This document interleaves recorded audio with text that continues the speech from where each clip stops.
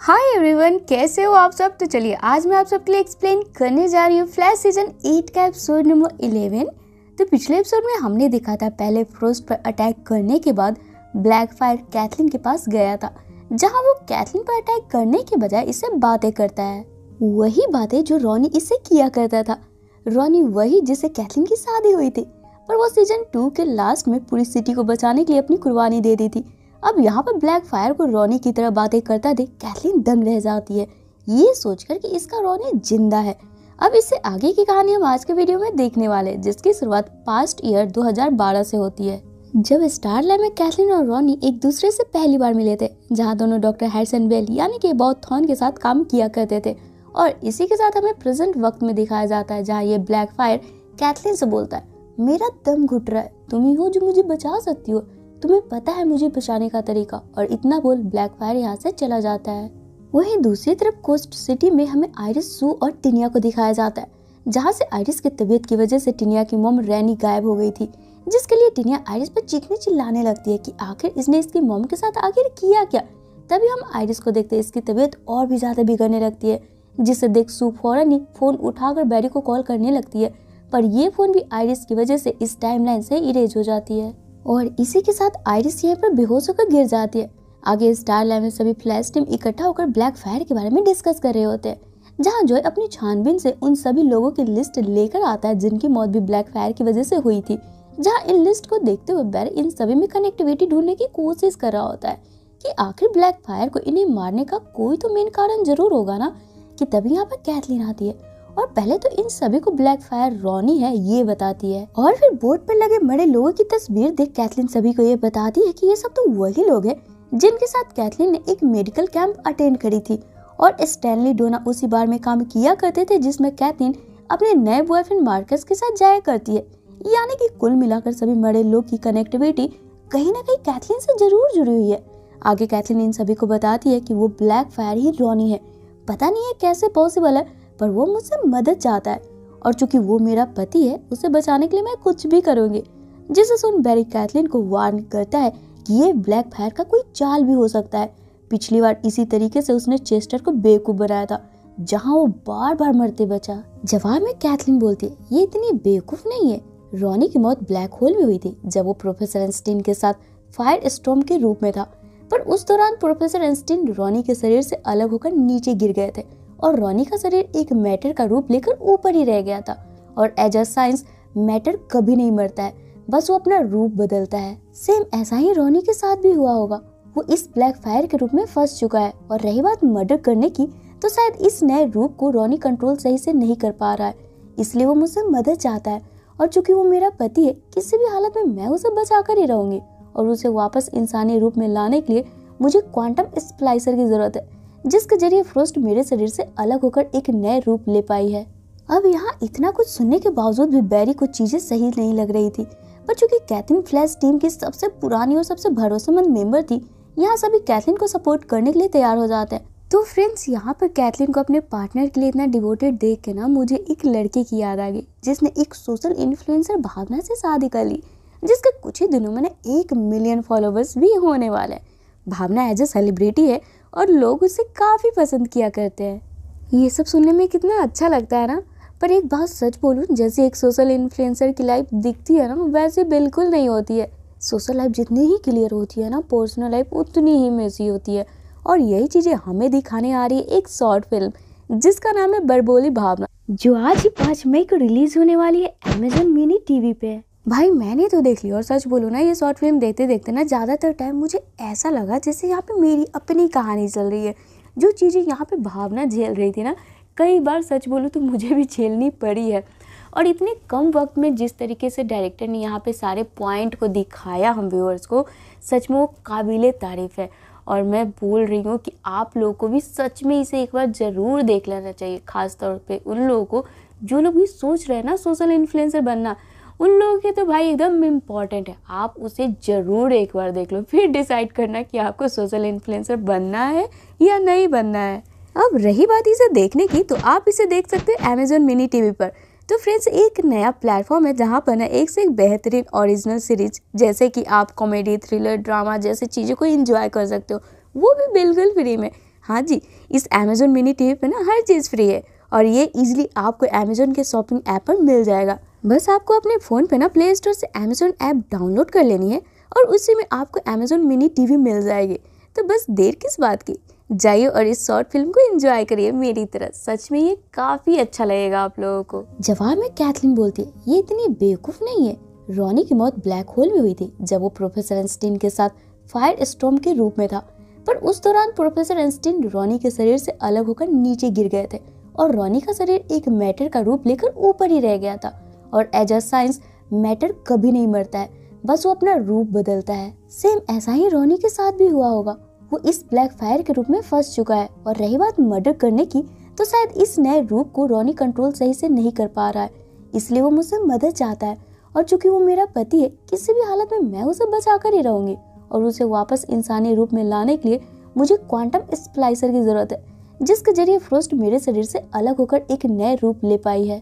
अब यहाँ इतना कुछ सुनने के बावजूद भी बैरी को चीजें सही नहीं लग रही थी, पर चूंकि कैथलीन फ्लैश टीम की सबसे पुरानी और सबसे भरोसेमंद मेंबर थी, यहाँ सभी कैथलीन को सपोर्ट करने के लिए तैयार हो जाते हैं और क्वांटम स्प्लाइसर बनाने की तैयारी भी शुरू कर देते हैं।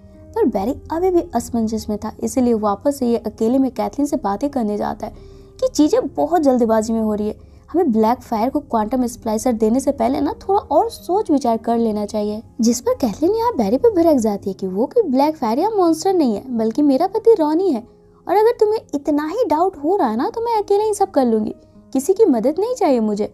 और इतना बोल कैथलीन यहाँ से निकलकर अपने करंट बॉयफ्रेंड मार्कस से मिलने चली जाती है और उसे इस बारे में अपनी पूरी बात बता देती है कि ये कई सालों से फ्लैश के साथ काम करती है और इसका मरा हुआ पति लौटा है, इसलिए इस रिश्ते को कैथलीन अब यहीं पर खत्म करना चाहती है। जिसे सुन बेचारे मार्कस को तो बुरा लगता है, पर यहाँ कैथलीन की सिचुएशन को ध्यान में रखते हुए मार्कस भी हंसी खुशी कैथलीन के साथ ब्रेकअप कर यहाँ से चला जाता है। वहीं इधर अब हम बैरी को देखते जो कि अभी भी कंफ्यूज था, इसलिए फ्यूजन स्पेयर तैयार कर रहा होता है। इन केस ब्लैक फायर अगर रॉनी ना रहा तो उसे इस स्पेयर में बैरी कैद कर लेगा। तभी यहाँ पर फ्रोस्ट आ जाती है और बैरी को ये करते हुए देखकर बोलती है कि इन्हें कैथलीन पर यकीन करना चाहिए, वो इतना बड़ा कदम सोच विचार करके ही उठा रही होगी ना। जिस पर बैरी का मानना होता है कि इसे पता है रॉनी कैथलीन के लिए कितना इम्पोर्टेंट है, पर चूंकि बैरी को उस ब्लैक फायर पर यकीन 1% भी नहीं है, ये पहले से ही उसे कैद करने के लिए तैयार है। वहीं अब आगे के सीन में हम चेस्टर को देखते हैं जो कि क्वांटम स्प्लाइसर बनाते हुए लाइव होता है और अपने व्यूअर को भी इसे बनाना सिखा रहा होता है। तभी यहाँ पर एलेग्रा आ जाती है और चेस्टर को ऐसा करने से रोक देती है, ये बोलते हुए कि माना कि चेस्टर ये अच्छा काम कर रहा है, फ्री में लोगों को सिखा रहा है, पर इस तरह के पब्लिक प्लेस पर क्वांटम स्प्लाइसर जैसी चीजें के बारे में बताना सही नहीं है, क्योंकि चेस्टर के सारे व्यूअर्स थोड़े ना अच्छे बंदे होंगे। किसी ने इस चीज का गलत फायदा उठाया तो अभी चेस्टर और एलेग्रा इस चीज में बिजी होते हैं। तब हम उधर सेसिल को देखते हैं जो कि पाइपलाइन से घूम रही होती है कि तभी इसे अचानक से रॉनी की आवाजें सुनाई देने लगती है जो सेसिल से खुद की मुक्ति करने की बात कर रहा होता है। साथ ही रॉनी सेसिल को बताता है कि वो बहुत ही तकलीफ में है, प्लीज सेसिल इसे मुक्ति दिला दे। तभी यहाँ पर बैरी आ जाता है जिसे देख ये सारी बातें सेसिल बैरी को बता देती है, जिसे सुन ये सारी बातें बैरी कैथलीन को बताने जाता है कि रॉनी का नया शरीर नहीं चाहिए, उसे तो बस मुक्ति चाहिए। जिसे सुन यहाँ पर कैथलीन इरिटेट होते हुए बोलती है, ऐसा कुछ भी नहीं है, रॉनी को कोई भी मुक्ति नहीं चाहिए, मुझे पता है वो मेरे साथ रहना चाहता है। और इसी बात के साथ कैथलीन यहाँ से अपने पास्ट की चीजें याद करने लगती है कि पास्ट में ये और रॉनी साथ में कितने खुश थे, दोनों एक दूसरे से बेहद प्यार करते थे। इसी कारण कैथलीन आज तक रॉनी के मरे 8 साल के बाद भी उससे इतना करीब महसूस करती है और दोबारा उसे खोना बिल्कुल भी नहीं चाहती है। खैर इसी के साथ अब हमें प्रेजेंट वक्त में आइरिस के पास दिखाया जाता है। जब आइरिस को होश आता है सो इसके पास होती है, तभी यहाँ पर गुस्साई टिनिया भी आती है और अपनी मॉम रेनी को गायब करने के लिए टिनिया आकर यहाँ पर अपनी पावर्स की वजह से आइरिस को टच कर इसे भी गायब कर देती है। अब फ्रेंड्स यहाँ पर टिनिया ने आइरिस के साथ एग्जैक्टली क्या किया और कहाँ इसने भेज दी उसे, ये हमें आगे के आने वाले एपिसोड में मालूम चलने वाला है। वहीं इधर अब हमें स्टारलैंड में फ्लैश टीम को दिखाया जाता है जहाँ पर सभी ब्लैक फायर को क्वांटम स्प्लाइसर देने के बजाय रॉनी को मुक्ति दिलाने की बातें कर रहे होते हैं, क्योंकि ब्लैक फायर कितना खतरनाक है इससे तो सभी अच्छे से वाकिफ है और वो लोगों के इमोशन को मैनिपुलेट करता है। इसी बात को सोच सोच कर तो बैरी ने आखिरकार रॉनी को मुक्ति दिलाने की योजना सोची थी, जिस पर बाकी लोगों को भी कोई दिक्कत नहीं थी। अब रही बात यहाँ कैथलीन को कन्विंस करने की, तो उसके लिए फ्रोस्ट कैथलीन के पास उससे बातें करने जाती है, जहाँ जब कैथलीन निराश होकर सिर्फ रॉनी से मिलने की बातें कर रही होती है, जो कि फ्रोस्ट इसकी बहन थी। फ्रोस्ट भी भावनाओं में बह जाती है और बैरी वाले प्लान कैथलीन को बता देती है कि कोई भी रोनी को वापस नहीं लाना चाहता है, पर फिर भी फ्रोस्ट कैथलीन के साथ है। इसलिए फ्रोस्ट यहाँ चेस्टर के लैब से क्वांटम स्प्लाइसर चुरा कर इसे दे देती है। वहीं दूसरी तरफ अब हमें कॉलेज स्टूडेंट को जंगल में दिखाया जाता है जो कि पिकनिक के लिए आए हुए होते हैं। तभी इन्हें अचानक से कोई आवाजें सुनाई देने लगती है और यहाँ पर आता है ब्लैक फायर जो कि इन स्टूडेंट्स की जान लेने ही वाला होता है। तभी ब्लैक फायर की एक्टिविटी सैटेलाइट स्कैन कर स्टार लैब में अलर्ट भेजती है, जिसे देख बैरी फौरन फ्यूजन स्पेयर के साथ फ्लैश बनकर यहाँ जंगल में पहुंचता है और पहले तो स्टूडेंट को ब्लैक फायर से दूर करता है और फिर उसे इस स्पेयर में कैद करने लगता है, जहाँ सारी चीजें प्लान के अकॉर्डिंग ही चल रही होती है। बैरी इस ब्लैक फायर को चेस्टर की हेल्प से फ्यूजन स्पेयर में कैद कर भी लेता है कि तब यहाँ पर बीच में फ्रोस्ट कैथलीन को लेकर आ जाती है और ब्लैक फायर को पहले तो स्पेयर से आजाद कर देती है, जिसे देख फ्लैश इन पर गुस्सा भी करता है। फिर भी कैथलीन पूरे कॉन्फिडेंट के साथ इस ब्लैक फायर के नजदीक जाती है और इसके सीने पर क्वांटम स्प्लाइसर लगा देती है, जिसके लगाते ही सच में ब्लैक फायर रॉनी के शरीर में कन्वर्ट हो जाता है और फिर बेहोश होकर वहीं में गिर जाता है, जिसे कि बैरी अब स्टार लैब लेकर आता है, जिसकी पूरी बॉडी की चेकअप कर कैथलीन बताती है कि रॉनी का शरीर अब पहले की तरह नॉर्मल काम कर रही है, कुछ देर में वो बिल्कुल ठीक हो जाएगा, जिसे सुन सभी खुश होते हैं और बैरी भी इस चीज को एक्सेप्ट कर लेता है कि शायद कैथलीन सही है और फिर अपने अपार्टमेंट जाकर रात के वक्त आयरिस को कॉल लगाता है बात करने के लिए, पर उधर से कोई रिप्लाई ही नहीं मिल पाती है, जिसे देख बैरी परेशान हो रहा होता है कि तभी यहाँ पर सू आती है और आयरिस के गायब होने वाली बात बता देती है, जिसे सुन बैरी यहाँ पर सुन पड़ जाता है। वहीं अब एपिसोड के आखिर में स्टार लैब में कैथलीन को दिखाया जाता है, जो जब दोबारा से रॉनी को चेकअप करने जाती है, ये देखती है कि रॉनी अपने बेड से गायब है, जिसे ढूंढते हुए कैथलीन जब पाइपलाइन के जरिए दूसरे हॉल में जाती है, वहाँ कैथलीन को पता चलता है दरअसल बैरी बिल्कुल सही था, ये बंदा रॉनी नहीं है, ये ब्लैक फायर ही था जो कैथलीन को मैनिपुलेट कर इससे क्वांटम स्प्लाइसर हासिल कर ली अपने असली रूप में कन्वर्ट होने के लिए, जो खुद का नाम यहाँ पर डेथ स्टॉर्म बताकर यहाँ पर वापस से गायब हो जाता है और ये एपिसोड यहीं पे खत्म हो जाती है।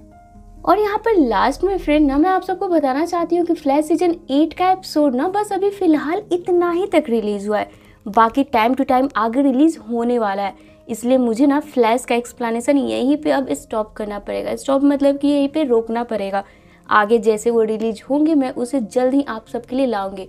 इसके बाद कल से आने वाला है हमारे चैनल पे सुपर गर्ल, जिसके लिए जब मैं लाइव में आई थी तो आप लोगों से मैंने पूछा था कि आप क्या देखना चाहते हो, तो बहुत सारे लोगों ने सुपर गर्ल का वोट किया था, इसलिए आप सबकी डिमांड पे मैं कल से स्टार्ट करने जा रही हूँ अपने चैनल पे सुपर गर्ल। तो चलिए फ्रेंड्स फिर मिलते हैं अपने नेक्स्ट वीडियो में, till then take care and bye bye. तेरे 1 मिलियन के गोल चक्कर पे तो घूम रही है ना हमारी जिंदगी। स्माइल कर ले यार, फ्लर्ट कर ले, बीवी हूँ तेरी। संकल्प कुमार से कंटेंट कुमार बन गया।